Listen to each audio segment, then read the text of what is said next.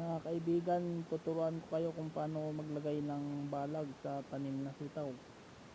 Panoorin nyo lang yung ating video mga kaibigan. Ganyan po ako maglagay ng balag sa mga tanim na sitaw mga kaibigan. So, kung makikita nyo yung ginagawa ko, sundin nyo lang. 3 layer ang balag na yan mga kaibigan.